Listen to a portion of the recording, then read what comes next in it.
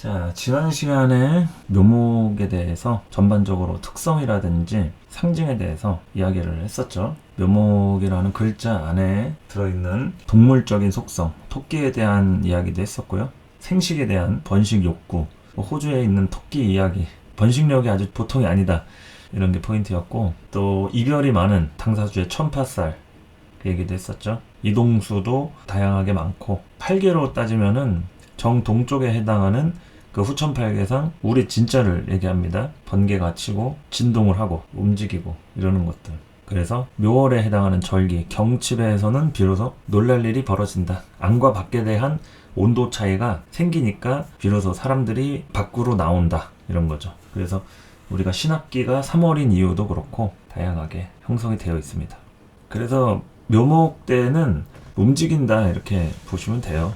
움직인다. 다양하게 활동하고 움직인다. 그리고 아주 매력 덩어리인 사람들이 이런 묘목을 하나씩은 갖고 있습니다. 묘목이 없어도 인물이 좋을 수도 있고 매력이 있을 수 있겠죠.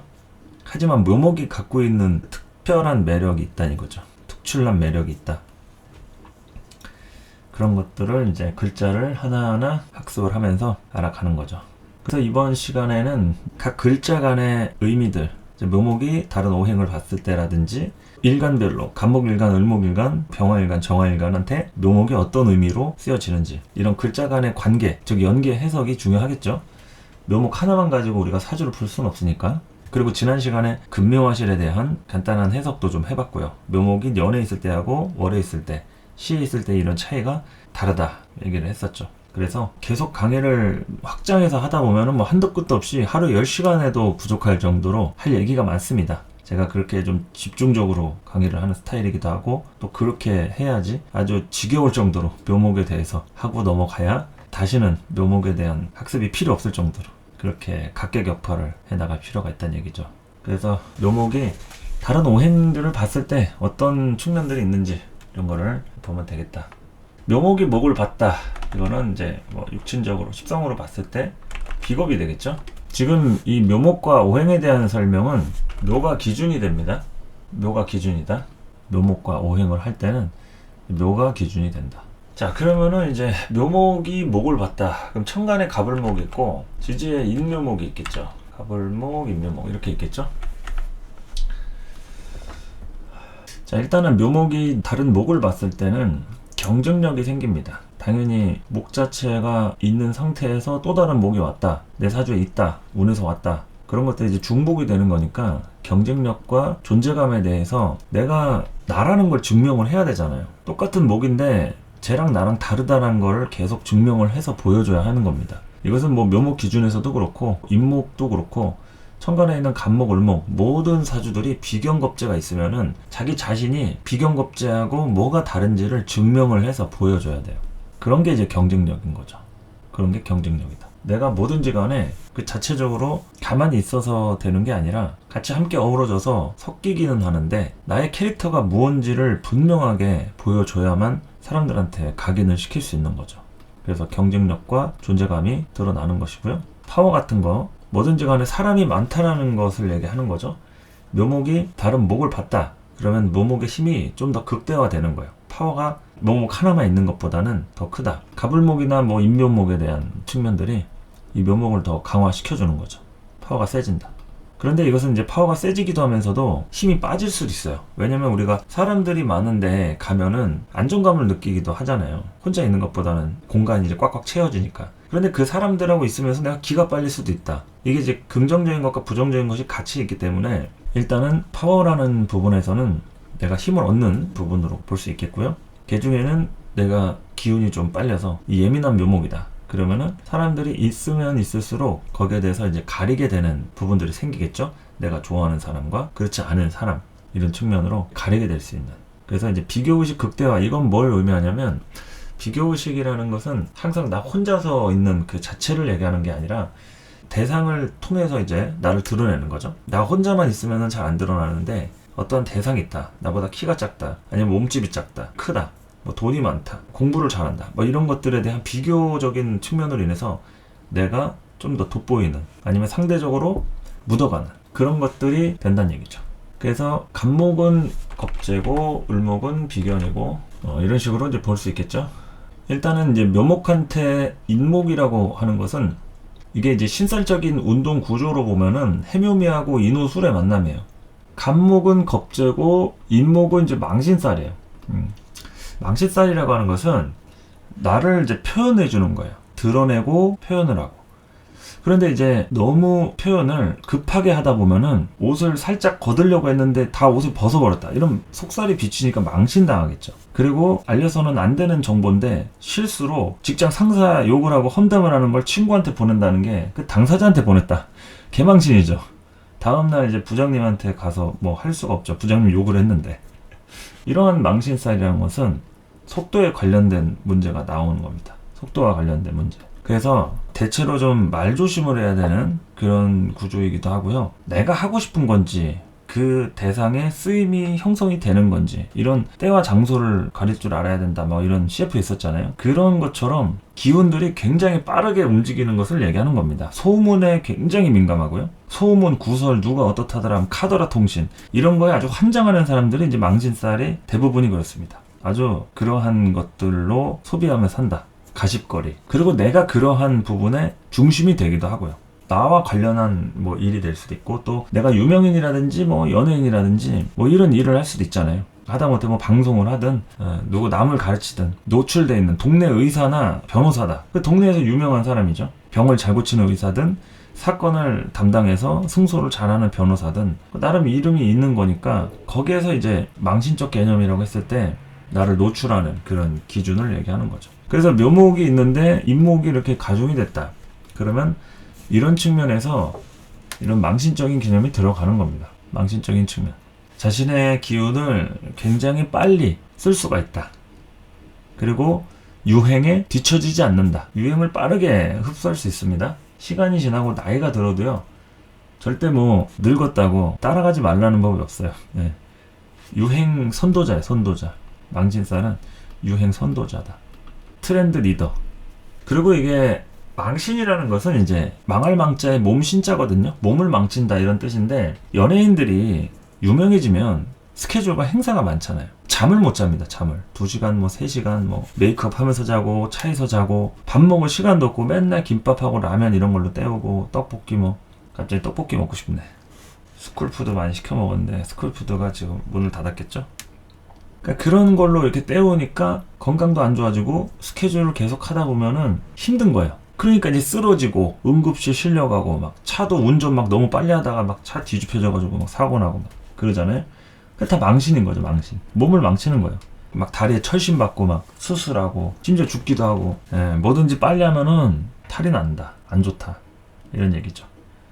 그래서 이제 인신사회 중에서 뭐 겁살도 있고 지살도 있고 역마살도 있고 그런데 가장 속도가 빠른 걸 하나 꼽으라고 하면은 저는 이제 망신을 꼽는다는 얘기죠. 왜냐면 망신은 소문과 구설, 루머, 기사 이런 걸 얘기하기 때문에 키워드가. 그러니까 역마는 이제 직접 움직이는 거잖아요. 본인이 말 타고 움직이고 차 타고 움직이고 비행기 타고 움직이고 움직이는 것이고 겁살은 이제 눈치 보면서 생존하는 그런 구조를 나타내고 지살도 움직이긴 하는데 그것도 역마살과 마찬가지로 외부에서 안으로 들어오는 움직임이에요. 근데 망신은 뭐냐면 이것도 이제 움직임도 되지만 그야말로 소문이에요. 소문, 구설 그리고 뉴스 보도 이런 거 사실이든 아니든 중요한 게 아니에요. 일단은 보도가 되는 거예요. 기자가 뭐 입수를 해가지고 언론사에다가 이제 보도를 때리는 거예요. 그러면 신문이고 뉴스고 그냥 나오는 거예요. 나는 그냥 범죄자가 돼 있어. 아직 내가 정확하게 그런지 모르는데 그냥 그렇게 된 거야. 그러면 사람들이 다 날 범죄자로 취급하겠죠. 그렇게 이제 소문이 빠르다라는 말 있죠. 그게 이제 망신의 키워드입니다.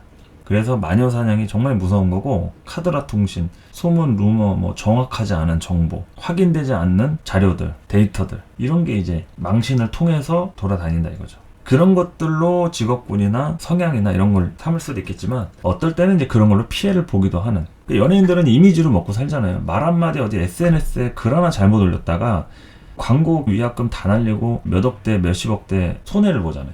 자신은 어떤 큰 잘못을 한 것도 아닌데 대역죄인이 되어 있는 거죠. 그만큼 이런 구설과 말실수 그리고 자신의 이미지 관리 이것이 정말 중요하다. 묘목한테 인목이 있는 게 단순히 그냥 겁재로서만 작용할 게 아닙니다. 망신살로 되어 있어가지고 인목을 쓸 때마다 항상 말조심을 하거나 주변 상황이 내가 얘기를 해도 되는 상황인지 그런 거 있죠. 이게 망신이라는 게 뭐예요? 친한 사람한테 비밀 얘기하는 건 망신 아닙니다. 그 사람이 내 비밀을 끝까지 지켜줄 수 있는데 왜 망신이겠어요? 안 친한 사람한테 막 떠들고 다니니까 비밀인데 일파만파 다 퍼져가지고 사람들이 알려져 있다. 그 망신인 거죠. 그걸 얘기하는 겁니다. 친한 사람한테 얘기하느냐 아니면 안 친하거나 내가 상대를 믿었다가 비밀 얘기하느냐 이런 것도 되겠죠. 사람을 얼마나 잘 믿는가. 근데 망신 있는 사람들은 대부분 사람 잘 믿거든요. 정보 자체가 이제 재미가 있으니까 공유하고 비법 나누자 하면서 소스 막 올리고 막 자료 해가지고 그런 거 이제 잘 하는데 어쩌다가 걸릴 수 있다 이거지. 원작자가 와서 이거 누가 올렸냐 하면서 신고하겠다. 고소민 먹을 준비해라 하면서 그런 것도 될 수 있고 권리에 대해서 그런 것도 되고 다양하게 형성이 될 수 있는 거죠. 그래서 여러분들이 이제 뭐 올해 같은 경우에는 범띠나 말띠 또 개띠 이런 인호술생들이 을사년이잖아요. 망신살 운이란 말이에요. 그러니까 올해 같은 경우는 조심하는 게 좋겠죠. 아무래도 인연을 그런 망신살과 관련된 인연을 만난다고 할 수도 있고요. 입이 가벼운 사람을 조심해라. 비밀 유지, 믿을 만한 사람 뭐 이런 것들 다 포함해가지고 보시는 것이 좋다. 그리고 이제 묘목 자체는 이제 묘가 묘를 본 부분이죠. 이건 이제 장성살이라고 해서 삼합의 기준 그 자체를 얘기하는 겁니다. 해묘미의 그 묘목을 봤을 때 굉장히 고집적인 이런 모습과 성향 그런 것들이 이제 중복된 모습이죠. 묘가 있는데 묘가 또 사주에 있다. 아니면 뭐 운에서라도 들어왔다. 그러면 이 장성살이라고 하는 그 부분에 대해서는 무조건 내가 중심이 돼야 되는 거예요. 중심이 되지 못하면은 다른 것들은 아무 의미가 없다. 반드시 중심이 돼야 한다. 그리고 나의 어떤 성향이 먼저, 이건 순서가 중요합니다. 내가 나중에 이런 건 없어요. 먼저 돈이나 어떤 다른 혜택이나 이런 게 아무리 따라와도 내가 먼저 존중을 받고 인정을 받느냐, 이게 중요한 거예요. 장성살은 먼저라는 키워드가 있습니다. 먼저. 그리고 위치에 대한 부분도 그렇고요. 어디 술자리나 식사자리에 갔는데 위치가 어디 구석진 곳에 있다 이러면은 이 장성살의 위치적인 부분에 문제가 생긴 거잖아요. 가장 중심에 있어야 되는데 그러면 이제 그 모임을 두 번 다시 안 간다 이거죠. 그리고 왜 내가 거기 갈 이유가 뭐가 있을까. 이 장성살이 있는 사람은 자기가 중심이 되려고 하는 그런 속성이 있다 이런 얘기죠. 그런데 이 겁살이라고 하는 이 인목은 중심이라기보다는 내가 지금 당장 무슨 일을 하기 위해서 필요한 사람, 가장 빠르게 움직일 때 도움을 청할 사람, 같이 갈 사람, 뭐 이런 걸 얘기하는 거죠. 그래서 그런 측면에서 나를 도와줄 수 있다. 그럼 뭐 가타부타 따지는 게 없습니다. 그냥 가는 거예요. 그래서 이 겁살과 이 장성에 대한 측면들이 실살적으로 봤을 때 글자 간의 의미를 다양하게 담고 있다. 천간 간목과 을목은 이 글자 간의 어떤 정기가 투출한 느낌이죠. 인목에 대한 이 겁살에 정기가 떠서 이 간목이 된다. 겁재이기도 하면서 묘목하고는 좀 이중적 구조를 갖게 되죠. 묘목 입장에서는 사실상 을목을 띄어야지 자신의 비견의 모습, 추출이라고 하는 부분으로 통해서 뜻을 발현시키는데 이 겁재라고 하는 부분으로 간목을 띄었다는 얘기는 이 묘목의 지장간에 남아있긴 하지만 지난 거예요. 과거적인 부분이란 얘기죠. 묘목은 간목에서 을목으로 진화된 뿌리이기 때문에 간목은 옛날 거란 얘기죠. 옛날 거. 그러니까 묘목 기준에서는 간목을 볼 때 좀 과거적 느낌, 옛날 느낌이 좀 든다. 그렇지만 그 고집적인 것을 갖게 된다 이거죠. 유지하게 된다, 갖게 된다. 지났어도 뭐 계속 쓰지 뭐 이런 식으로. 그런데 이제 을목이 떠가지고 묘목과 이렇게 합치를 이루면은 그러면 을목의 그 고집이나 기질이나 성향 자체가 을목으로 대표가 되는 거예요. 천간지지가 통근과 투출에 대한 그 인식들이 정확하게 이제 아기가 맞는 거죠. 그러면 이제 목에 대한 기질 자체가 일정하게 흘러간다 이거죠. 그것이 좋은 것이든 나쁜 것이든 을목과 묘목의 이런 합치가 이루어지면서 동시에 기운이 파워풀하게 일어난다 이런 거죠. 파워풀하게 일어난다. 근데 이거는 이제 글자의 개수로 따질 때 두 개라고 생각을 하시면 안 돼요. 을목과 묘목이 있으면은 그 자체가 하나입니다. 천간에 어디에 있든 지지에 있고 천간에 있고 그것을 뿌리를 박았으면 그 자체가 하나예요. 그런데 천간에 하나 있고 지지는 없고 또 지지에 있고 천간에는 아무것도 없고 이러면은 그건 하나가 아니라 0.5개라고 이제 생각하시면 된다 이거죠. 뭐든지 간에 우리가 알맹이하고 껍데기가 같이 세트잖아요. 껍데기만 있고 까봤더니 막 벽돌 들어있고 알맹이가 없고 이러면은 누가 그거를 물건을 받았다고 생각하겠어요. 그렇죠?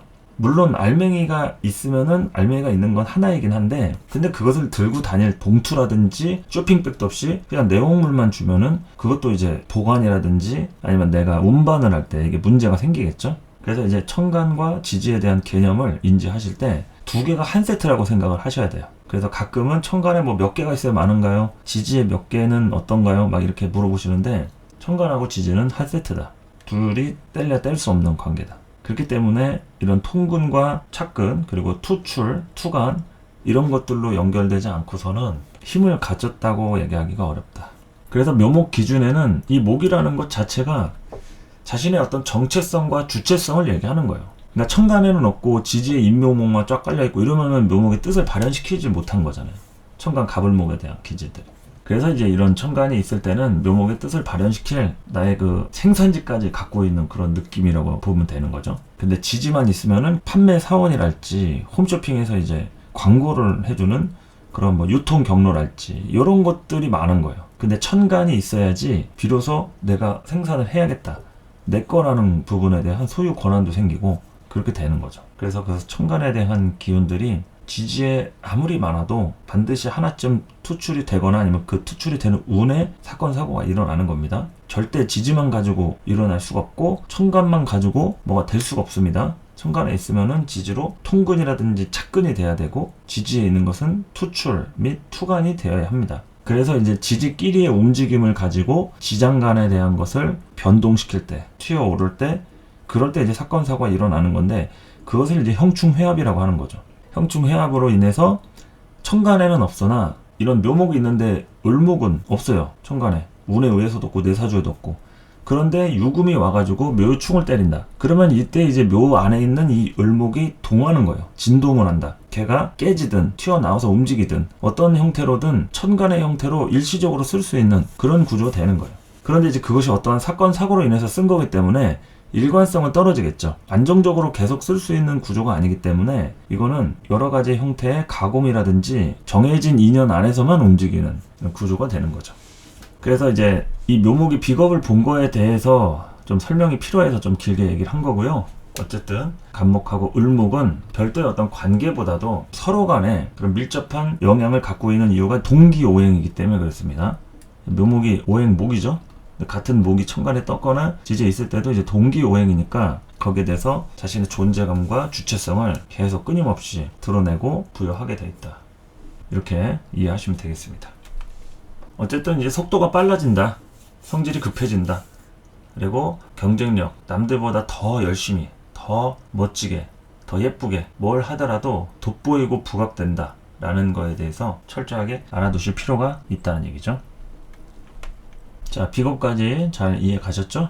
이제 식상을 보도록 하겠습니다. 묘목 기준에서 화를 보면은 이 묘목한테는 식상이 되겠죠? 목생화 하니까. 이것은 이제 묘목이 앞으로 나아가야 할 방향이 생긴 거예요. 묘목이 화를 본 것과 화를 보지 못한 거하고 차이는 묘목의 진로가 열려 있느냐, 막혀 있느냐의 차이인 거예요. 묘목이 화를 보지 못하면 그러면 이제 진로적인 부분에 대해서 어떤 형태로든 자연스럽게 연결되기는 어렵습니다. 그 사람이 아무리 돈이 많든 재능이 많든 어떠한 머리를 가졌든 간에 상관없이 자연스럽게 흘러가는 방향은 이 화를 통해서만 할 수가 있어요. 자연스럽지 못하다 이런 얘기죠. 좀 힘이 들어가 있는 측면을 얘기한다. 자연스럽지 못하다. 그래서 화가 있다라고 가정을 하면은 진로라든지 방법에 대해서 이렇게 저렇게 시도할 수 있는 다양한 기회들이 열린다라고 할 수 있는 겁니다. 정서적인 감정도 형성이 되겠죠? 내가 그것을 하는 것에 대한 과정들이 순조로워지니까 정서적인 부분이 안정감이 생기는 거죠. 그런데 화가 되어 있지 않다. 그러면 정서가 불안한 거예요. 정서가 불안하다. 상처도 잘 받고요. 남한테 상처를 주기도 잘하고요. 자기가 상처를 잘 받았다는 얘기는 배려를 못 받았다는 것도 되고 또 남을 배려를 하기가 어렵다는 것도 되고 그런 것들 안에서 서로 주고받고 이런 행위가 가능한 거죠. 그런데 이제 화가 있으면은 이거에 대해서 조금 부드럽게 진행이 될 수 있다 이런 거죠. 화가 있을 때는 흐름들이 부드러우니까 나도 그런 식으로 이렇게 할 수 있다. 만약에 누군가하고 싸운다라고 했을 때는 화가 없는 묘목보다는 있는 묘목이 더 정확하게 상대한테 치명타를 입힐 수 있다라고 할 수 있겠죠. 근데 화가 없는 묘목이 어떠한 잘못을 했어요. 누가 싸웠어요. 그 사람이 어떠한 말을 해도 그건 의도적이지 않았다라고 할 수 있는 거예요. 어쩌다가 한 거죠. 그냥 자기 습관이라든지 원래 성격이라든지 그런 걸로 비롯된 거라고 하면, 화가 있을 때는 정확한 타겟을 형성해서 한 거기 때문에 의도적인 것으로 볼 수가 있다. 그렇기 때문에 이제 말조심이라든지 표현에 대해서 굉장히 조심하거나 신경 쓰는 그런 사람들의 부류들이 많다 얘기하는 거죠. 그리고 끼와 재능의 발현, 이런 것들은 이 묘목에 대한 에너지들이 화를 통해서 보여줄 수 있는 기회가 열리니까 이것저것 호기심이라든지 만져보고 기운 같은 것들을 발현시키고 새로운 것을 창조해내고 욕구 같은 것들이 이제 생기게 되는 겁니다. 끼와 재능이 발현되면서 다양한 에너지들이 형성이 된다. 그래서 이러한 부분에서 이제 보면은 이제 병화하고 사화가 상관이라고 하는 부분에 이제 해당이 되고, 또 이제 정화하고 오화는 이제 식신이 해당이 되겠죠. 지지를 먼저 놓고 보면은 이 사화는 묘목하고 충하는 관계를 갖고 있어요. 얘는 해묘미고 이 사화는 사유축이에요. 해묘미하고 사유축은 서로 충하는 관계입니다. 사유충이 되고 묘유충이 되고 충미충이 되고, 그래서 사화하고 묘목은 서로 목생화의 관계같이 보이지만 삼합적인 운동으로 봤을 때는 정반대에 있는 그룹에 속해 있어요. 그렇기 때문에 이제 자신의 지사를 충하는 이제 역마살이라고 하고요. 우리가 흔히들 알고 있는 삼재 있죠. 그 삼재 중에 가장 첫 시발점인 들삼재에 해당하는 구조를 이제 역마살이라고 하는 거죠. 그러니까 역마살이라고 하는 부분에 대해서는 이 묘목이 여기저기 움직여 다니는 거예요. 낯선 사람들을 만나고 영역 밖에 있는 일을 추진을 한다. 영역 안에 있는 일이 아니라 밖에 있는 일입니다. 낯선 사람을 만나거나 내가 안 해도 되는 일을 하는, 그러면서 이제 수수료라든지 건수를 잡아서 일을 하고 다시 또 다른 일을 하고, 이런 프리랜서적 역할도 되고 뭐 이런 식의 일이 된다고 볼 수 있는 거죠. 그러니까 이제 꾸준한 게 아니라 뭔가 기운이 뚝뚝 끊긴다고 볼 수가 있습니다. 역마라는 게 어디 돌아다니고 여행 다니고 그런 거잖아요. 그럼 그 과정에서 다양하게 낯선 사람들을 만나는 거니까 그 사람들은 나하고 일정한 관계가 아니다라는 것이 포인트입니다. 우리가 낯선 사람을 만날 때는 그 사람 맨날 만나는 게 아니에요. 어쩌다가 한번 만나고 또 다른 사람 만나는 거니까. 그래서 역마라는 단어의 키워드는 일정하지가 않다. 오늘 맺어진 인연, 오늘 하는 일이 다음에 언제 어떻게 변화가 될지 모른다. 그러니까 이제 거기에 대해서 인연을 이어가는 게 굉장히 어려운 거죠. 오히려 새로운 사람을 만나는 것은 굉장히 유리하고 좋은데, 한 사람과 또는 어떤 한 가지 일을 계속 꾸준히 유지한다는 것은 쉽지 않다.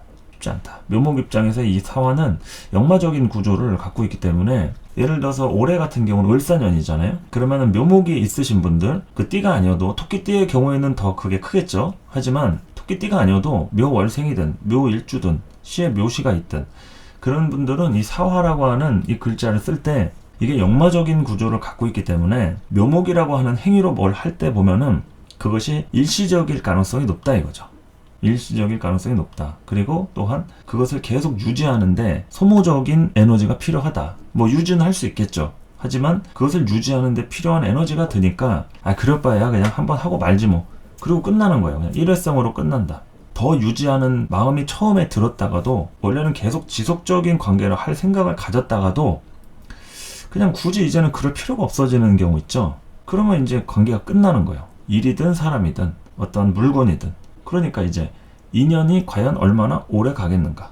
이런 묘목하고 이 사화의 구조가 그런 형태를 띠고 있다는 겁니다. 역마살이라고 하는 것은 계속 새로운 사람을 만나는 다양한 직업군, 이동수도 될 수 있고요. 그리고 뭐 통신이라든지 서비스적인 직업군도 될 수 있겠죠. 내가 굳이 뭐 여러 군데를 돌아다니지 않아도 하다못해 마트에서 캐셔를 한다. 계산을 할 때마다 사람들을 많이 만나게 되잖아요. 나는 가만히 앉아서 또는 서서 계산을 하지만 사람들이 왔다 가니까 그 자체도 역마라는 얘기입니다. 아니면은 뭐 콜센터 직원이라 해도 전화가 계속 걸려오니까 그 전화 안에서의 역마의 기운, 그리고 또 통신 장비라고 하는 것을 이용하잖아요. 그런 것들 응용을 하면은 굉장히 다양하다는 거죠. 그리고 이제 식신에 해당하는 오화, 육해살을 놓고 봤을 때는 이게 이제 삼재 중에 눌삼재라고 해서 오리지널 삼재를 얘기하는 겁니다. 육해살은 6가지 해를 입는다 해서 육해고요. 6가지 해도 있지만 육친적인 해를 입는다도 됩니다. 육친이라는 것은 이제 가족이 되겠죠. 가족을 통해서 이제 해를 입는다는 것은 내가 조금 고생할 일이라든지 신경 쓸 일이 형성될 수 있다, 이런 거니까 이제 그것과 관련된 기능이 이제 육해살이라고 하는 오화로 연결이 되는데, 이게 이제 역마는 움직인다고 했죠. 육해도 물론 움직이는 속성들이 있습니다. 하지만 이 육해는 어떤 속성이 있냐면 종교적인 속성이 좀 강해요. 일반적인 경쟁적인 측면에서 그냥 돈 벌고 열심히 투자하고 뭐 재테크하고 이러는 것보다는, 즉 유형의 가치보다는 무형의 가치에 초점을 두는 것이 유리할 정도로 뭔가 사람의 마음이라든지 정서적인 심리 상태라든지 이런 거 있죠. 내가 직업군을 삼을 때도 그런 걸로 직업군을 삼거나 그런 시기에는 반드시 관심을 그런 쪽에 갖게 되는, 이를테면 우리가 공부하는 명리학도 그렇죠. 사주 명리가 이 육해살 입장에서는 다른 때는 관심을 안 두다가 이상하게 육해운이 딱 들어왔을 때 이 사주 명리에 대한 공부가 인연이 되는 거죠. 어떤 TV에서 누가 사주 보는 방송을 했는데 그거에 보고 꽂혔다든지, 아니면 주변에 누가 어디 가서 사주 보고 왔다고 해서 나도 한번 볼까 해서 봤는데 이때부터 이제 사주 공부를 하게 됐다 하더라. 다양하게 이런 육해살 운에 보면은 이게 뭐 다 그런 건 아니겠지만 가능성이 굉장히 높은 이유가 그래야지만이 좀 잘 풀린다라는 것을 우리가 알 수 있는 거예요. 근데 이게 삼재 구간이기도 하면서도 내가 미래를 위해서 굉장히 많은 에너지를 비축을 하고 투자를 해야 된단 말이에요. 그런데 눈에 보이는 부분에 대한 문제와 어려움이 생겼다고 해서 그것을 더 수습을 한다고 투자금을 끌어들인다거나 확장을 한다거나 이러면 이제 거의 대부분이 육해운에 망하는 것이 다반사란 얘기죠. 그래서 해를 입는다는 겁니다. 그래서 뭐 삼재라고 하는 게 무조건 나쁜 거는 아닌데 왜 나쁘냐? 일반적인 경쟁 사회에서 안 통하니까 힘든 겁니다. 이 역마살이라고 하는 것은 일종의 어떤 전쟁이 난 거예요. 전쟁이 났으니까 어떻게 해요? 그 전쟁통 안에 내가 전쟁에 참여를 할 수도 있지만 피난을 가야 된다. 그러면 어디가 제일 안전한지에 대한 정보가 중요하겠죠. 그래서 역마살이라고 하는 것은 정보가 정말 중요하기 때문에 정보 입수를 하는 사람일수록 더 빨리 움직일 수가 있는 겁니다. 그런데 정보가 없으면 어떻게 되겠어요? 이상한 엉뚱한 곳으로 가서 피해를 입는다거나 여기가 안전한 줄 알았더니 폭격을 맞았다. 그럼 뭐 가족들 다 떼몰살 당하는 거죠. 그러니까 이제 역마라고 하는 것은 내가 이동을 하고 여행을 가고 움직이는 것도 되지만 전쟁이 나가지고 이제부터 어떻게 해야 될까 우왕좌왕하는 그때가 이제 역마살 운이라고 보면 되는 거예요. 근데 사실은 전쟁이 시작을 했다 해서 바로 전쟁터에 나가는 건 아니죠. 전쟁이 났으니까 여러분 뭐 이렇게 하세요. 참여할 사람은 누구누구입니다. 어디로 집결하세요. 하면은 예비군부터 해가지고 뭐 병력 집결하겠죠. 그때가 이제 전쟁이 시작한 딱 타이밍이 그게 역마살이라는 얘기고요. 실제로 전쟁이 진행이 되는 아주 전쟁이 심화가 되는 요럴 때는 육해 화개살 지나고 나서 겁제천 때가 이제 전쟁에 참혹한 그 순간을 얘기하는 거죠. 완전히 정복당하기도 하고 내가 정복을 하기도 하고, 그러니까 이제 뺏고 뺏기는 싸움의 아주 클라이막스가 그게 겁살, 제살, 천살의 삼재 다음이라는 거예요. 그래서 많은 분들이 이제 삼재만 가지고 걱정을 하시는데 삼재는 전쟁이 이제 막 시작했다라는 거기 때문에 여기서는 이제 움직임에 대한 부분인 거고, 또 누군가는 이런 삼재운의 돈을 크게 벌 수도 있겠죠. 우리가 전쟁이 났다고 해서 다 거지가 되는 게 아니에요. 일반적으로는 위험한 게 맞죠. 일상생활에 좀 마비가 오거나 특정 어떤 경제 흐름들이 바뀌니까. 그런데 그때 어떤 정보를 입수해서 돈을 번다고 하면 떼돈을 벌 수도 있는 거다라는 거죠. 꼭 전쟁이 아니어도 우리 불과 한 5년 전부터 유행했던 코로나 사태만 떠올리더라도 알 거예요. 코로나 때 우리 엄청 힘들었습니다. 고생도 많이 했고요. 그러면 그 코로나 때 우리는 어떻게 지냈느냐? 고생하면서 지냈지만 누군가는 돈을 또 많이 벌면서 기회를 얻은 사람도 있어요. 그것이 바로 역마살이라는 얘기죠. 역마, 육해, 화개 해서 이런 삼재를 겪은 거나 다름없이 코로나가 딱 시작이 됐는데 뭘로 돈 벌었냐 이거죠. 정보로 돈을 번 거예요. 정보로. 투자를 해서. 정보가 없이 또는 배짱이 없이 어떻게 돈을 법니까? 장사하시는 분들 다 망했잖아요. 직장인도 구조조정 일어나고 뭐 무급휴직 닫고 막 회사 자체가 없어지고 막 그러기도 했는데 어떻게 돈을 버냐 이거죠. 정보가 있는 사람들은 어떻게 해서든 간에 돈을 벌었을 것이다. 그것이 이제 의미하는 바가 삼재에 준한다 이런 얘기죠. 그래서 역마살하고 육해살 이 삼재 두 가지 측면인데 잘 아셔야 되는 게 여러분이 삼재라고 해서 무조건 겁먹을 필요가 없고 또 만만하게 볼 필요도 없는 게 삼재 운에는 준비를 잘 해야 됩니다. 그리고 항상 빠르게 움직여야 돼요. 왜 삼재가 무섭냐면 평상시에는 그냥 세워라 내워라 늘어져서 이렇게 지내도 별 문제가 없을 때 이 삼재 운에는 조그마한 미동 하나에도 예민하게 반응을 해야 되기 때문에 생존 문제하고 직결이 될 수도 있기 때문에 그래서 빨리빨리 움직이는 사람만이 이 삼재를 제대로 쓸 수 있는 거라는 거죠. 그래서 이제 이 묘목한테 이 사화나 오화는 삼재에 해당되는 역마살과 육해살에 해당이 되고 역마는 이제 이동하는 움직이는 그런 속성과 육해살은 여러 가지 이제 해를 입거나 위기를 넘어가는 다양하게 극복하고 넘어가고 새로운 국면을 맞이하는 그런 시절이기 때문에 육회도 마찬가지로 속도와 스피드가 정말 중요합니다. 그냥 해서는 안 돼요. 빠르게 치고 빠지게 잘 해야겠죠. 그래서 이 병화라고 하는 것은 이 상관 역마에서 튀어나온 글자이기 때문에 이 묘목이 있으면서 병화라는 것이 있다. 그러면은 기본적으로 그런 역마살에 대한 기운을 일정 부분 갖고 있다고 봐도 과언이 아니에요. 그렇기 때문에 이동하고 움직이는 거 좋아하고 자신의 기능 같은 것들을 남들한테 표현하고 드러내고 표출하고 그런 것들이 이제 연결이 되는 거죠. 병화가 있어야지 표현을 하는 것에 굉장히 부드러울 수가 있어요. 이 묘목 기준에서. 그런데 이제 병화가 있는 거하고 정화가 있는 거의 차이는 정화는 내가 선택을 해가지고 보여줄 수가 있어요. 어디는 보여주고 어디는 안 보여주고. 그러니까 이제 좋게 얘기하면은 포장과 가공을 잘 시켜줄 수 있다는 얘기인데 나쁘게 얘기하면 약을 올릴 수 있다 이거죠. 그 보일락 말락 뭐 하면서 보여줄까 말까 하면서 이제 약 올리는 거 충분히 가능하다. 이 묘목과 정화의 만남은 이 정화의 어떤 선택에 의해서 묘목을 보여줄 수도 있지만 안 보여줄 수도 있는 거예요. 오늘은 안 된다. 다음에 와라. 재료 다 떨어졌다. 맛있는 국수를 먹으러 갔는데 안 된다 이거예요. 오늘은 영업 끝났다 이거죠.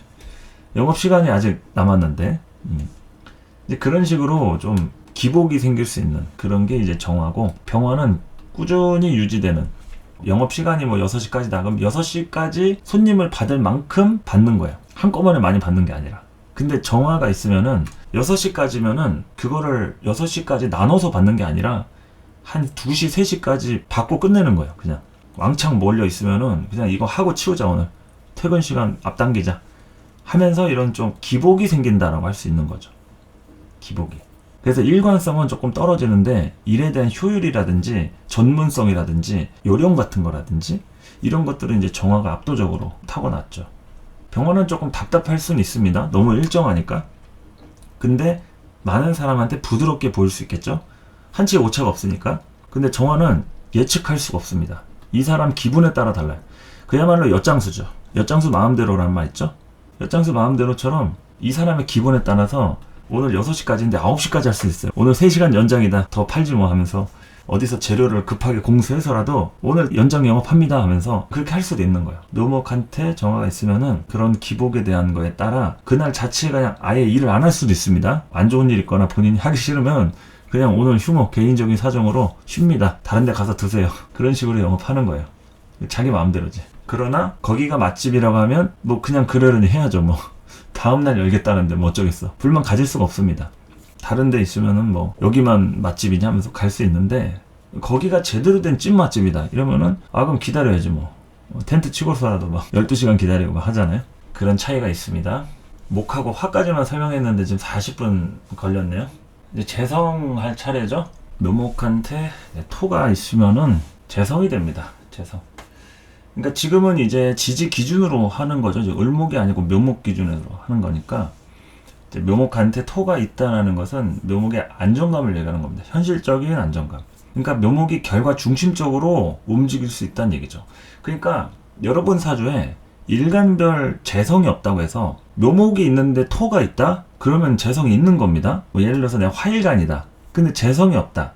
뭐 재성 없을 수 있잖아요. 금이 없다. 근데 묘목이 있고 토가 있다. 그러면 그 사람은 묘목을 쓸 때 결과 중심적으로 움직인다는 얘기예요. 수일간도 마찬가지겠죠. 수일간도 만약에 재성이 없다. 그러면은 화가 없는 건데 묘목이 있고 토가 있다. 그러면은 이제 내 사주는 무재사주인데 묘목한테는 재성이 있네? 이런 식으로 이렇게 해석을 하면 된다는 얘기죠. 그래서 여러분 사주에서 재성이 없다고 해서 돈이 없는 게 아니라 일간을 기준으로 해서 그 쓸모에 대한 형태를 얘기하는 거지 재성을 따지면 다 있습니다. 금금목도 있고요. 화극금도 있고요. 목국토도 있고요. 수국화도 있고 다 있어요. 그러나 일간을 기준으로 하는 재성이 없을 뿐이지. 그래서 돈이 없는 게 아닙니다. 여자가 없는 게 아니에요. 시어머니가 없는 게 아닙니다. 돈, 여자, 시어머니 다 재성이잖아요. 아버지도 그렇고. 그런 형태를 이해하셔야 된다. 이런 얘기죠. 그래서 제가 지지론을 묘목부터 이제 시작해서 하고 있는데 이러한 인식을 이제 계속 하다 보면은 인식의 확장이 이제 일어난다 이거죠. 글자 간의 확장이 일어난다. 그래서 이제 재성이라는 것은 일의 결과를 얘기하고요. 현실적인 안정감이라고 했기 때문에 묘목이 토를 만나면 자신의 자리가 있다. 어떤 일을 왜 해야 되는지를 아주 기가 막히게 알고 있다. 라는 거죠. 그러니까 이 묘목을 쓸 때 돈 냄새를 기가 막히게 안다 이거죠. 묘목을 쓸 때만큼은 이 묘목이 어떤 식으로 움직여야 돈이 되는지를 알고 있다. 그러면 남들한테도 돈을 벌게 해주는 것도 잘하겠죠. 묘목이 있는데 토가 없다. 그러면 묘목을 쓰는 것에 아무리 열심히 해도 뭐 아까 같은 이제 식상이라는 게 있어도 하기는 해요. 근데 결과 중심적으로 움직여지진 않는 거죠. 그러니까 실력은 느는데 돈이 좀 잘 안 된다든지 현실적으로 잘 통용이 안 된다든지 이게 왜 이렇게 나왔지? 이런 계산이 좀 잘 안 된다든지 무조건 묘목 입장에서 토라는 인자가 개입이 되어야 그래야지 돈을 벌든 결과 중심적으로 움직이든 그렇게 이제 소통이 될 수 있다는 얘기죠. 어쨌든 이 묘목 입장에서 토가 그런 것처럼 천간에 있는 무토라든지 진술토 요거 이제 정제가 되겠죠. 정제. 진토는 반한살입니다. 반한살. 이 무토가 이제 정제죠. 정제고 진토는 묘목한테 반한살이에요. 반한살. 반한살이라는 것은 세력적으로 가장 강력하고 중심이 되는 시기에서 이제 내려오면서 문제점들을 고치고 수정하고 사람들한테 어떤 지혜나 정보를 나눠주는 그런 행위가 이제 반한살인 거죠. 말 안장을 고친다 해서 이제 반한살인데 이 진토라는 것은 이제 묘목한테 그런 기능을 이제 하고 있는 거죠. 그래서 요럴 때 다양하게 이제 어떤 돈 들어올 일이라든지 뭐 물건 고칠 때 돈 필요하잖아요. 그리고 여러 가지 이제 거래할 일에 대한 어떤 처분을 한다든지 내가 남한테 뭘 물려준다든지 뭐 상속이라든지 증여라든지 이런 것들 당연히 생길 수 있겠죠. 그래서 진토 같은 경우에는 이제 반한살이라고 보시면 되겠고 어쨌든 묘목하고 연관 고리가 좀 큰 구조라고 하면은 묘진하고 묘미가 방합이라든지 삼합적 구조로 연결이 돼 있죠. 그래서 진토는 반한살이 해서 묘목이 활동하기가 편한 무대다. 편한 무대인데 점점 이제 나의 기운들이 빠져나가고 있는 시절이기 때문에 이때부터는 내 에너지를 비축을 잘 해놔야 되고 조력자를 얻어야 될 필요가 있습니다. 혼자서는 힘들어요. 뭐 고치려고 할 때 여러분들 시다바리도 필요하고 하잖아요. 도와주는 조력자, 뭐 참모, 비서 이런 사람들이 필요하단 말이죠. 혼자서 하는 것은 어렵다. 이 반한살 때 혼자 있으면 이제 외롭다는 얘기입니다. 외롭고 쓸쓸하다. 그래서 이런 사람들은 주변에 사람 관리를 잘해야 됩니다. 꼭 정말 필요할 때 사람이 없다. 그러면은 문제가 있겠죠. 그리고 이제 술토는 천살이에요. 천살. 묘목하고 육합을 치죠. 이 묘지는 해라고도 하고 천이라고도 하고 그러는데 이 술토 자체는 천살이에요. 천살. 그 천살에 대한 개념은 뭐냐면 임금님이 하사품을 내려주는 개념인 거죠. 하사품을 내려주기도 하고 벌을 주기도 하고 하여간 여러 가지 측면의 임금님을 만나는 부분이 되는 겁니다. 그리고 이제 새로운 질서에 이제 적응을 하는 개념도 되고 고생을 많이 해오는 구조인 거죠. 어쨌든 이제 묘목이 있고 술토가 있으면은 이 육합의 구조이긴 한데 이 묘목이 재구성을 계속하는 걸 얘기하는 겁니다. 이게 적응력이라고 할 수 있겠죠. 적응력. 묘목이 술토를 갖고 있으면은 적응력이 기가 막힙니다. 그리고 상황적인 것도 결과 중심적으로 잘 따라오고요. 그래서 이런 것들이 이제 있는 사람하고 없는 사람의 차이는 좀 크다. 이런 묘목이 술토가 있는 사람하고 진토가 있는 사람하고. 진토는 계속 AS, 수리 전문점 이런 데서 계속 자동차 정비하듯이 정비사인 거죠. 정비사. 뭐 고치고 뜯어보고 분석하고 까보고 해부하고 이런 것들은 아주 잘하는데 이런 술토가 없으면은 뭔가 시원하게 따라오지는 않아요. 운들이. 그런데 술토가 있는 경우에는 운은 따라오는데 안을 들여다보고 해부하는 기계나 장비는 없으니까 뭐가 왜 안 되고 잘못되는지는 모르는 거죠. 그래서 이게 똑같은 진토하고 술토가 이 묘목 기준에서 정제라 해서 이게 서로가 같은 게 아니다. 다르다는 거죠. 같은 게 아니고 다르다. 그리고 천살이 있으면은 굉장히 자기 기준의 어떤 에너지들을 끌어올 수 있는 강력한 인자라고도 볼 수 있겠죠. 천살이 있으면은.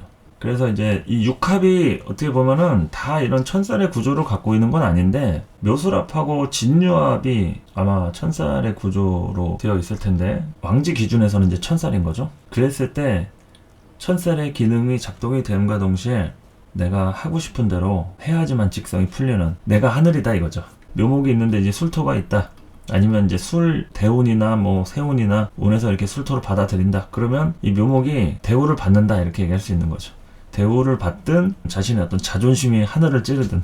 그런데 글자 간의 어떤 구조로 봤을 때는 이상적인 궁합이긴 해요. 이게 묘목이 승목이고 이 진토는 같은 수토끼리 만나가지고 조금 지나친 감이 있죠. 좀 늘어지기도 하고 뭔가 같은 일을 반복 작업하긴 하는데 한계는 좀 있다. 한계는 좀 있다 이렇게 보시면 될 것 같아요. 자, 그리고 이제 기토하고 충미토 같은 경우에는 어쨌거나 묘목한테 착근지가 되는 뿌리가 되니까 현실적으로 도움이 많이 됩니다. 그런데 이제 편재이면서 월살하고 이제 화계의 구조를 갖고 있어가지고 이런 축토 같은 경우가 이제 월살이죠. 미토가 이제 화계고, 이게 화계하고 충하는 게 이제 월살입니다. 화계하고 충은 충미충하죠. 화계살은 화려함을 덮는다고 해서 화계살이고요. 빛날 화자에 덮을 개자를 써가지고 화려함을 덮는다. 이제 나의 시기가 완전히 끝난 걸 얘기해요. 그래서 이 화계까지가 삼재의 마지막 날삼재죠. 아까 역마하고 육해는 들삼재하고 눌삼재라고 했고, 나가는 삼재다 해서 이제 화계살이 날삼재인데, 이 구조가 이제 내가 한 시대를 풍미했던 그 구조가 이제 정리가 되는 거죠. 에너지가 정리가 된다. 그래서 이럴 때는 이제 새로운 시작과 끝이 이렇게 바로 연결이 됩니다. 그러니까 내가 은퇴를 하면은 그 다음에 이제 뭐 사업을 하든 뭐 노후 작업을 하든 하겠죠. 연금을 받든 그런 기능들이 교차가 일어나는 시절이라는 얘기죠. 화계는 교차가 일어난다. 그래서 우리가 이제 신사위 같은 거 볼 때 무조건 띠로만 볼 필요가 없습니다. 여러분 사주에 있는 글자 모든 걸 다 볼 수가 있어요. 뭐 옛날엔 띠로 봤는데 요즘 일지로 본다. 그냥 글자 간의 해석을 하다 보면은 이게 묘목한테는 이게 미토가 화계고 진토가 뭐 반환살인데 하면서 계속 돌리다 보면 의미들이 상징적으로 다가온다 이거죠.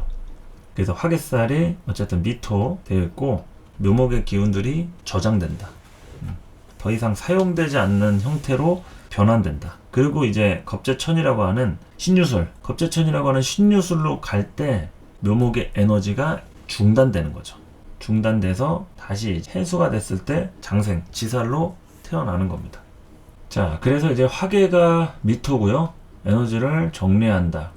그리고 끝이 있으면은 시작도 있는 법이다 하면서 환골탈태하는 그런 시기라고 보시면 되고, 월살은 이 화계를 충하는 관계로서 내가 열심히 이제 에너지들을 성장시키는 때예요. 성장시키는데 아직은 이것도 저것도 아닌 애매한 위치에 좀 놓여 있는 거 있죠. 자리와 역량과 내 포지션 이런 것들이 일정하게 딱딱 들어맞는 구조가 아니다. 그래서 애매한 상태에서 좀 마음고생을 하는 그런 시기라고 할 수 있습니다. 그런데 마음고생이라고 해서 무조건 안 좋은 게 아니라 이 시기가 사람들 간에 관계된 심리적인 문제들 이런 것들을 아주 잘 해결하거나 개입하거나 도와줄 수 있는 그런 인자라고 할 수가 있는 거죠. 월살이 사주내에 있어야지 고민 상담이라든지 남의 얘기를 잘 들어줍니다. 월살이 없는데 남의 얘기를 잘 들어준다? 그거는 뭔가 좀 목적이 있을 가능성이 높고, 월살이 있는 사람만이 제대로 된 고민 상담을 해줄 가능성이 있다는 얘기죠. 그러니까 자기도 아파봤다 이겁니다. 뭔가 이제 문제가 있으면은 어느 쪽이 왜 아픈지 이런 거를 아는 게 그게 월살이라는 거죠. 근데 월살은 좀 정신적인 부분에 대해서 좀 특화가 돼 있어요. 그래서 하다못해 심리 상담이든 뭐 정신과 의사가 되든 이런 사주 공부를 해가지고 남한테 상담을 하든 월살이 있으면은 정서적으로 소통이 잘 된다 이렇게 보시면 되겠습니다. 그래서 묘목하고의 축의 관계가, 축토는 이제 얼어 있잖아요. 묘목은 살아있는 나무인데 이 축이 얼어 있기 때문에 굉장히 이 축을 쓰기가 어려워요. 축을 쓰기가 굉장히 어렵다. 그리고 역재월의 구조이기 때문에 자기하고 충하는 관계를 갖고 있어요. 그렇기 때문에 이거를 구워 삶아야죠. 따뜻하게 녹이든 조건을 봐가지고 쓰든.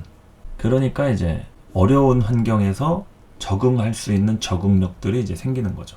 월살이 있어야지만이 이 적응력도 생기고 고생해봤다고 얘기할 수가 있는 겁니다. 월살의 시절을 여러분도 한번 생각을 해보세요. 여러분 사주에서 어떤 시기가 월살인지 이렇게 보시면은 그 월살의 시기에 항상 고생을 합니다. 그래서 이제 디토하고 충미토까지 이런 월살, 화계 알아봤고요.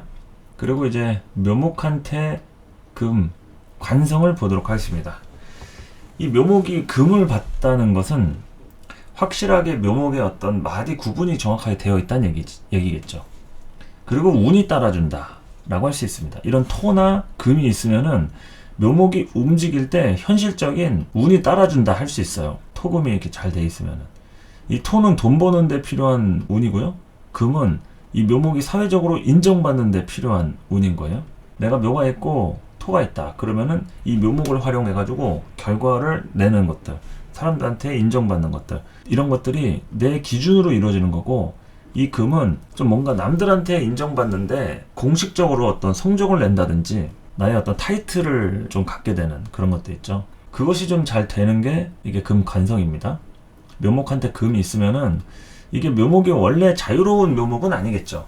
당연히 뭐 묘충이 있든 묘신 원진 기문이 있든 이런 거에 제약이 들어오긴 하겠는데 그 안에서 어쨌든 간에 묘목이 눈치를 본다 이거죠. 묘목이 눈치를 본다. 그러니까 이제 막무가내인 묘목은 아니다 이거죠. 만약에 금이 없다 묘목이, 그러면 얘는 이제 그게 없는 거예요. 눈치라든지 사회성이라든지 어떤 일관성이라든지 이런 게 없어요. 자기 기분 꼴리는 대로 합니다. 그게 당연한 거예요. 그런데 금이 있으면은 일정한 자신의 어떤 흐름들을 표출을 시킨다 이런 거죠. 그래서 사회적 소속감이 들어갈 수 있고요. 직장이라든지 일관성이 형성이 된다. 글자를 쓴다 못 쓴다 이거는 있으면 쓰는 거예요. 없으면 못 쓰는 거고. 그리고 용신이라는 개념도 포함이 되어 있고, 쓴다 못 쓴다에 대해서 많이들 물어보시는데 뭐 대단한 얘기가 아니에요. 그냥 있으면 쓰는 거고 없으면 못 쓰는 거고, 우리가 종이를 붙이려고 하는데 테이프가 있으면 테이프를 쓰고 풀이 있으면 풀을 쓰고 없으면 침으로라도 임시로 바르고 뭐 바풀로 붙이기도 하고 막 하잖아요. 근데 그렇게 쓰는 겁니다. 우리 사주도 목이 있으면 목을 쓰고 화가 있으면 화를 쓰고 그런 이치죠. 있으면 있는 대로 쓰는 거예요. 활용한다. 그러니까 목이 있으면 뭐 화를 쓴다, 토를 쓴다, 이게 있으니까 쓰는 거예요. 있으니까. 사주는 없다. 근데 운에서 왔다. 그럼 임시적으로라도 쓴다 이거죠. 임시적으로라도. 근데 운에서도 안 오고 사주에도 없고 그럼 못 쓰는 거죠. 그럼 우리가 가위가 없어. 근데 테이프를 잘라야 돼. 가위도 없고 아무것도 없어. 그럼 이빨로 뜯어야죠. 그렇게 쓰는 거예요. 이빨은 있으니까. 근데 가위로 자르는 것만큼 예쁘게 뜯어지지 않겠죠. 어쨌든 이 묘목한테 정관에 해당하는 경금, 신금, 요것이 이제 겁살이 되죠. 정관에 해당하는 이 경금, 신금, 묘목을 일정한 틀로다가 연결을 시켜주는 겁니다. 묘목한테 일정하게 기운들이 들어온다. 그러나 그것을 묘목은 거부할 수 없다. 그 흐름에 따라서 움직여진다. 그러니까 일정한 도로를 얘기하는 거죠. 도로를. 너는 이 도로를 달릴 수밖에 없다. 정관이라고 하는 도로를 얘기한다. 그리고 이제 겁살이라고 하는 것은 이제 타협을 봐야 한다는 얘기죠. 타협을 보고 내 영역을 잘 꾸려가기 위해서 로비를 하는 거죠. 로비 또는 특정 부분에 대한 혜택이라든지 영향을 주고받기 위해서 관계를 잘 해놓는, 뇌물을 준다든지 여러 가지 다양한 의미와 흐름들이 주어진다. 그리고 조금 속도에 대한 것들이 좀 빨라집니다. 속도가 굉장히 빠르다. 성질이 급하다 이런 얘기죠. 성질이 급하다. 속도가 빠르다. 가만히 있질 못한다. 좀이 쑤신다. 남들이 뭐 5개, 10개 할 때 나는 한 100까지는 해야 속이 후련하다. 압도하는 그런 힘에 대한 것을 의미할 때도 이 묘목 하나만 있을 때하고 겁살이 하나 더 붙으면은 그렇다는 얘기입니다. 이것은 띠를 기준으로 하는 게 아니라 묘목 기준으로 얘기하는 거예요. 이 묘목이 여러분 사주에 월지에 있든 일지에 있든 시지에 있든 묘목 기준에서의 12신살로 돌리면 겁살이라는 얘기예요. 겁살. 그래서 이제 이 삼합 운동에 관련한 이 12신살적인 구조로 보면은 항상 어떻게 선지간에 구워 삶아야 된다 이거죠. 그런데 그러려면 일반적인 경쟁적 측면에서는 볼 수가 없고 조금 더 특별하게 다루게 되는 뭔가 편법이라든지 지름길이라든지 그런 측면에 대한 게 좀 있어줘야 된다 이거죠. 그래서 반드시 요령이라든지 편법이 반드시 들어갑니다. 그냥 정석으로 무조건적으로 그냥 단순하게 이런 거는 어렵다. 그렇게 할 것 같으면은 나는 안 한다 이런 거죠. 굉장히 본인만의 캐릭터와 그런 스피드, 속도가 있다. 확실히 묘목한테 기운을 탈취해가는, 흐름을 끊어버리는 이런 작용을 합니다. 그러니까 강제성이 좀 들어있는 개념이라고 보시면 돼요. 이 정관 겁살하고 평관 제살이라고 하는 것들은 일정 부분 좀 강제성에 대한 측면들이 좀 따라옵니다. 강제성. 그냥 말로 해서는 안 되는 거예요. 뭔가 위력이라든지 겁을 준다든지 힘으로 누른다든지 이런 기능들이 들어가지 않고서는 묘목이 자극을 못 받는다. 그래서 그런 부분에 대한 에너지들, 기운들, 그러니까 눌려있다 이런 얘기죠. 쉽게 얘기하면 눌려있다. 묘목이 압력이 빵빵하게 들어있다. 그만큼 기운이 좀 빨리 반응을 하기도 하고 에너지를 속전속결로 쓰려고도 한다. 이렇게 얘기할 수 있겠죠. 그래서 이제 보통 겁살이라고 하는 것은 내가 생존을 하기 위해서 지금 당장 현실 돌파를 해야 되는 부분을 얘기하는 겁니다. 생존 문제, 생존 문제. 겁살은 생존 문제. 생존이 되지 않으면 어렵다. 무조건 생존 문제. 그리고 반드시 내가 의지할 사람이라든지 에너지들이 좀 들어가 있어야 되고요. 그러니까 소위 로비를 잘 해야 된다 이런 얘기입니다. 이 겁살이 있으면은 로비 없이 살 수가 없다. 어디 집이 없으면 호텔 로비에서라도 뭐 지내야 되는 그런 인생이 이제 겁살의 인생이라고 할 수가 있겠죠. 로비를 해야 되니까. 그리고 이제 편관에 해당하는 유금, 이것은 이제 제살에 해당이 되는데, 이 겁살 다음에 제대로 된 힘든 시기이기도 하죠. 힘들기도 하고 구속력이 아주 강력한, 이 겁살은 움직이면서 구속되는 거라고 했을 때, 그러니까 예를 들어서 우리가 수용소에 끌려간다고 치면 이거는 이제 열차 타고 움직여지는 거예요. 어딘가로 이제 감옥에 갇히려고 가는 거죠. 감옥에 가둬지는 상태가 이제 제살인 겁니다. 그래서 수옥살이라고도 하죠. 수옥살. 그래서 이 제살이라고 하는 것은 구속력이 굉장히 강하다. 내가 남을 구속하기도 하고요, 남에게 구속당하기도 합니다. 그거에 대한 코드로 연결돼 있어요. 그래서 묘유축이라는 게 사주에 있으면은 유금이 묘목을 구속하고 묘목이 유금을 구속하고 서로가 서로를 구속하는 구조가 이 충이라는 관계로 성립이 되는 거죠. 다른 충은 상관이 없어요. 뭐 진술 충미충이라든지 인신 사이충 이런 것은 서로가 상관이 없어요. 역마살이라든지 월살의 구조로 되어 있는데, 왕지충, 자오충이라든지 이런 묘유충이라든지 이런 것들은 서로에 대한 제살의 구조를 갖고 있기 때문에 구속력이 아주 강하다. 구속력이 막강하다. 그래서 구속을 해주지 않으면 불안한 거예요. 이 제살적인 구조를 갖고 있기 때문에 구속력이 아주 강하다. 그 구속적인 느낌이 이제 오지 않으면은 자극받지 않는다라는 거죠. 그것이 돈으로 됐든 만족적인 여러 가지 욕구가 됐든 사람에 대한 어떤 조건이 됐든 뭘로든 간에 만족이 돼야 되는 거예요. 그 만족을 하기까지 엄청나게 노력을 하는 구조들이 이 충이 있는 제살의 구조가 된다. 묘목이 있고 유금이 있으면은 충이잖아요. 제살도 되고. 그걸 얘기하는 겁니다. 그래서 편관이 되면서 굉장히 자극을 받겠죠. 묘목이 아주 스트레스를 받는 거예요. 그런데 스트레스를 받음과 동시에 그것을 해결해 나가는 과정도 되는 거죠. 해결할 수 있다. 그리고 적응을 한다. 충이라는 것은 그야말로 전쟁이잖아요. 전쟁. 그 전쟁이 났는데 어떻게 하겠어. 적응해야지. 살아남으려면 먹고 살아야지. 타협을 하는 겁니다. 타협을.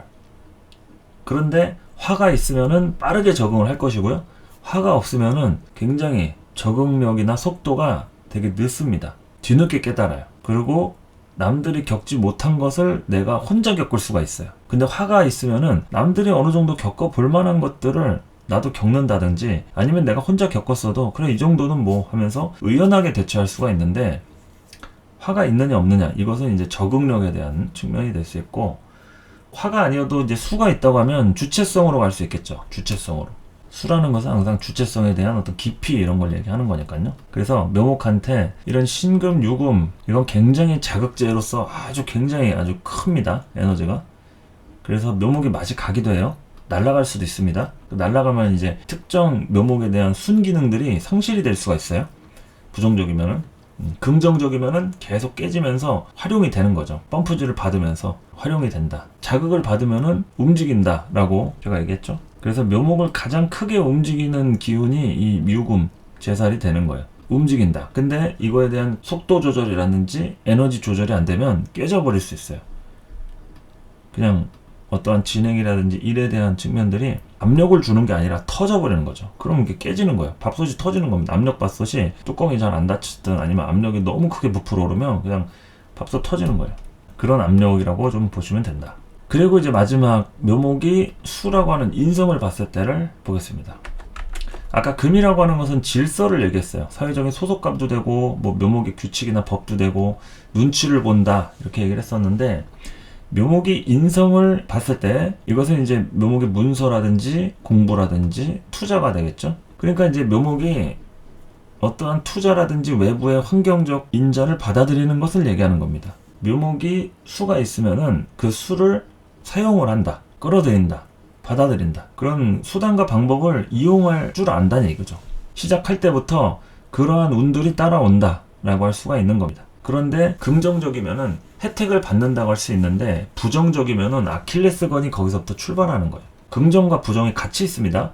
한 가지만 생각하시면 안 돼요. 그건 사주마다 다르고 환경마다 다르기 때문에 사주로 볼 때는 그걸 관찰을 해야 되는 거지, 인성이 있다고 해서 무조건 긍정적이고 뭐 투자를 받고 시작하고가 아니에요. 이거는 혜택이 아니라 오히려 올가미가 될 수가 있어요. 예를 들어서 우리 집안에서도 내가 금수저다, 재벌집 아들이다 해도 아무리 집에서 나한테 투자를 해줘도 나의 어떤 배우자 선택권이라든지 내 진로 있죠. 내가 하고 싶은 일, 그거는 못하게 넌 이거 해야 된다, 저거 해야 된다, 가업승계를 해야 된다. 그럼 자율성이 떨어지잖아요. 그럼 그게 과연 투자가 좋은 투자냐 이거죠.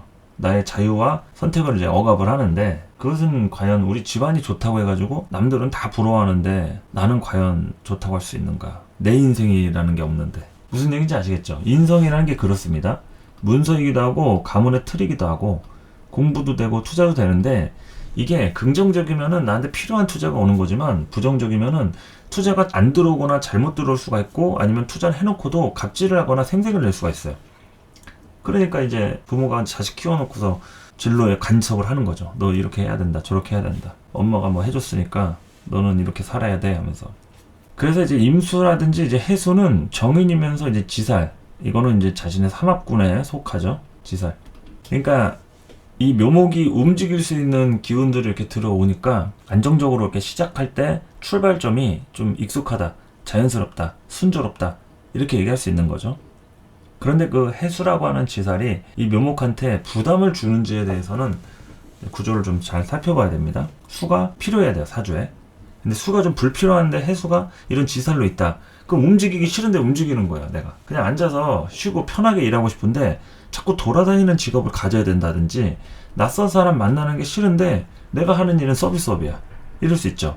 뭐 예를 들어서 미용사다. 그럼 머리 자르는 거는 아주 기가 막히게 잘할 자신이 있는데 손님들을 맨날 만나면서 그 서비스를 해야 되는 게 짜증나는 거야. 그냥 말 안 하고 머리만 잘랐으면 좋겠어.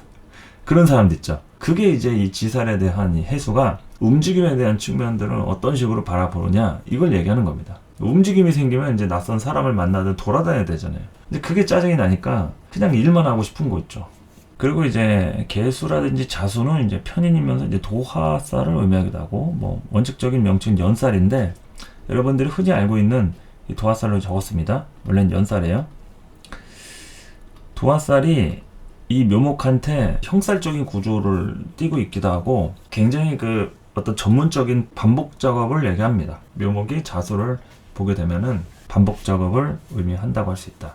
어쨌든 간에 해수도 묘목한테 기운이 들어오는 것이고 자수도 들어오는 건데, 이 묘목하고 자수의 관계는 이 자묘형이라고 알고 있으실 텐데, 이 자수에 대한 에너지가 굉장히 꽁꽁 얼어붙어 있어요.